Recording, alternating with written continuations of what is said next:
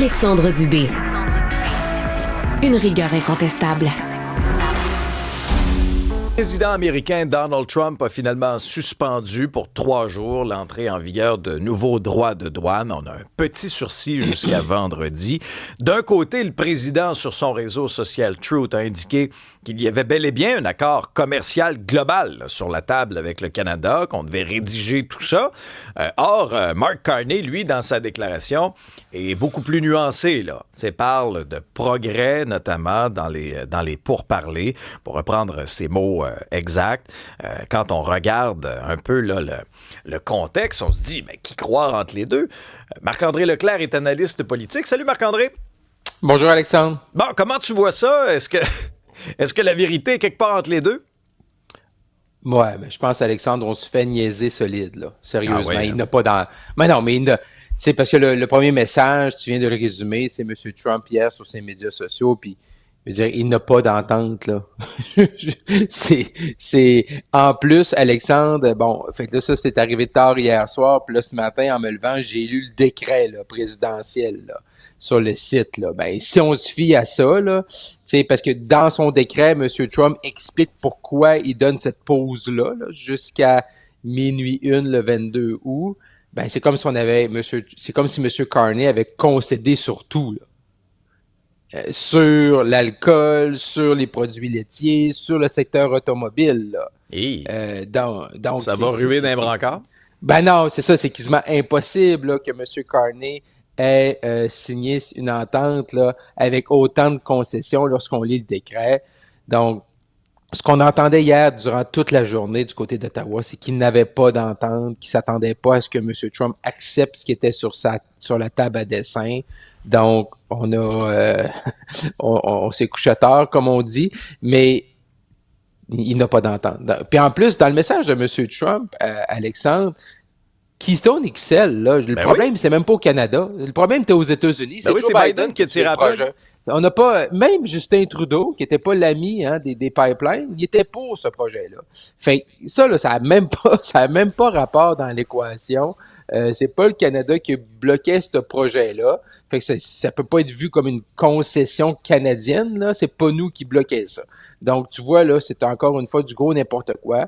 Monsieur Trump et même son représentant, là, M. Greer, disait comment c'était fantastique pour en avoir plus d'accès, être aussi triomphant du côté des États-Unis. Politiquement, c'est impossible là, pour M. Carney d'accepter ce qui semble être sur la table en termes de concession. Donc, on va rejouer dans le même film dans la nuit de vendredi à samedi, puis ça va être un peu le même psychodrame, la même incertitude?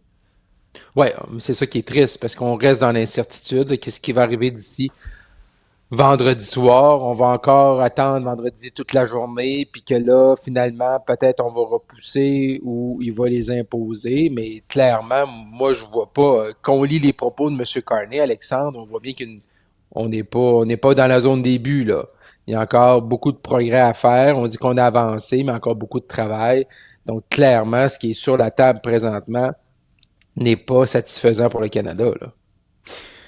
Revenons au Québec, Marc-André, c'est intéressant parce que notre collègue Rémi Nadeau du bureau parlementaire fait ses grandes entrevues là, cette semaine avec les chefs de parti. Là, aujourd'hui, c'est PSPP. Puis là, il demande à Paul Saint-Pierre Plamondon, c'est quoi vos 5 priorités pour la campagne? Là, tu regardes ça, puis c'est drôle, la souveraineté n'est pas là.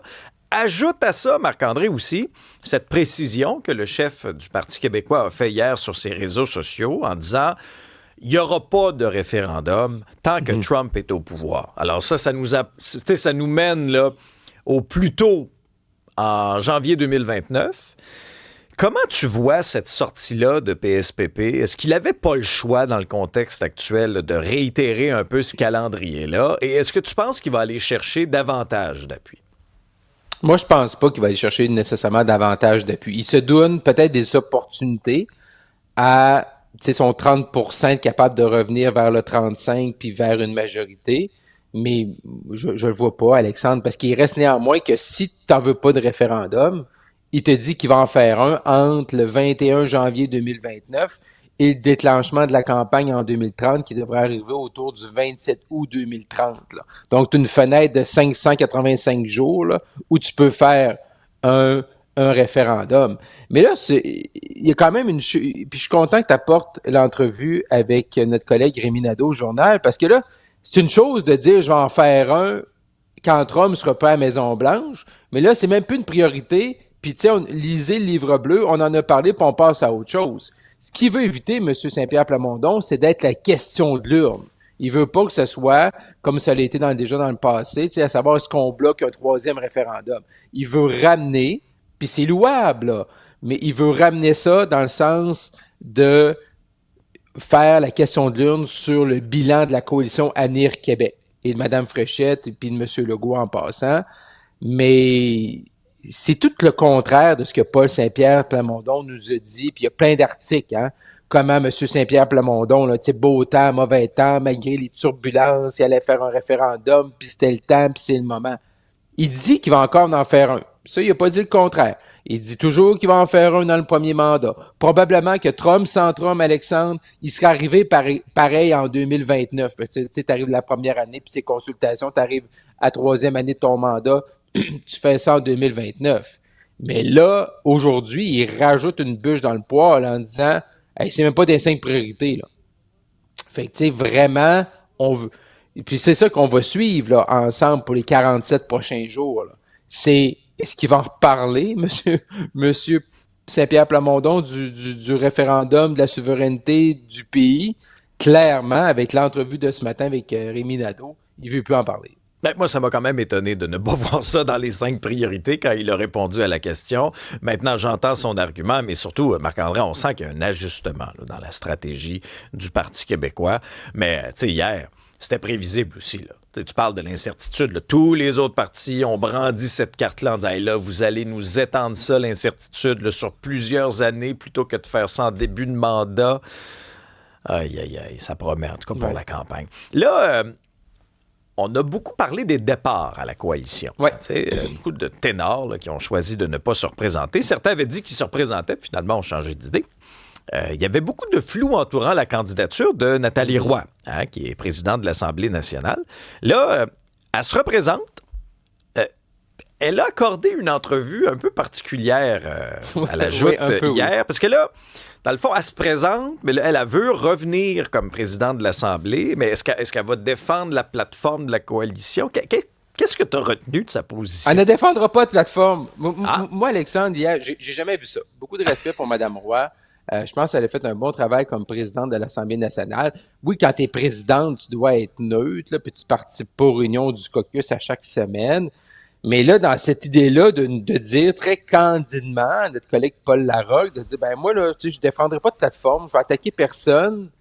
Ben là, t'es-tu rendu indépendante? Là? Ben, y a-t-il un logo de la CAQ sur sa pancarte ou non? Il va y avoir le logo de Mme Fréchette, là, mais peut-être pas de la CAQ. On verra comment les pancartes de la CAQ vont être faites. Mais, mais Alexandre, c'était un peu surréel là, de dire ça à notre collègue Paul Larocque en disant, ben moi, je présenterai aucune plateforme, je défends aucune plateforme.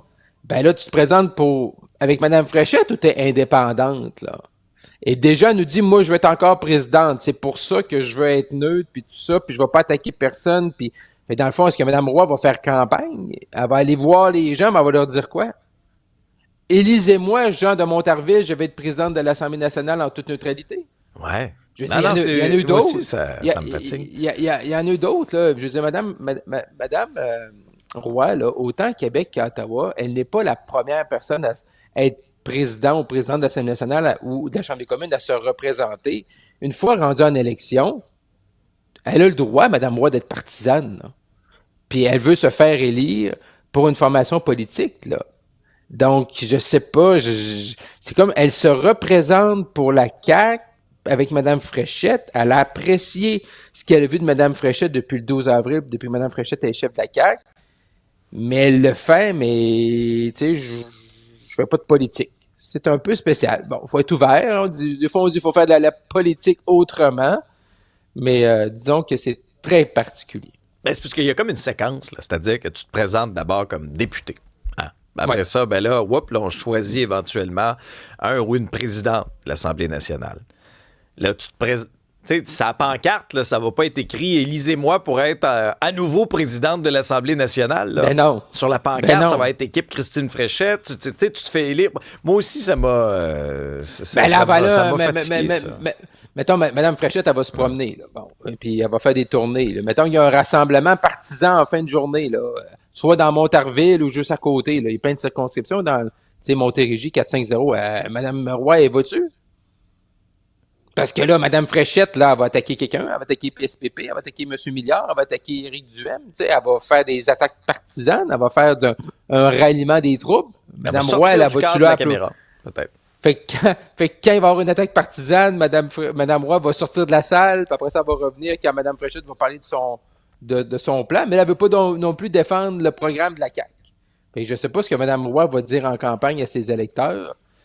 Ça va être « Élisez-moi pour que je sois présidente de l'Assemblée nationale ». C'est une drôle d'approche. Merci Marc-André. À demain.